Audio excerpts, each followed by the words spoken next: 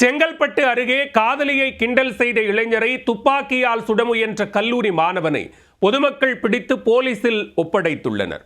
துப்பாக்கி முனையில் கொலை மிரட்டல் விடுத்து அச்சுறுத்திய சம்பவத்தில் நடந்தது என்ன? செங்கல்பட்டு அடுத்த காட்டாங்குளத்தூரில் இயங்கி வரக்கூடிய பிரபல தனியார் கல்லூரியில் BBA 2ஆம் ஆண்டு பயின்று வந்தவர் கமல்.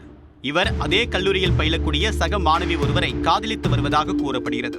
இந்நிலையில் அந்த மாணவியை அதே வகுப்பில் பயிலக்கூடிய சக மாணவன் ஒருவர் வம்பிழுத்து கிண்டல் கேலி செய்ததாகவும் காதல் தொல்லை கொடுத்ததாகவும் கூறப்படுகிறது.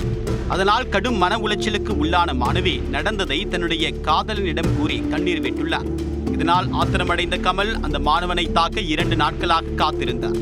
ஆனால் அந்த மாணவன் கல்லூரிக்கு வராததால் சம்பவத்தன்று நேரில் புறப்பட்டு அவருடைய வீட்டுக்கே சென்றுள்ளார் கமல். தனது காதலியிடம் அத்துமீறியது குறித்து சத்தம் போட்டு அந்த மாணவனுக்கு மிரட்டல் விடுத்துள்ளார்.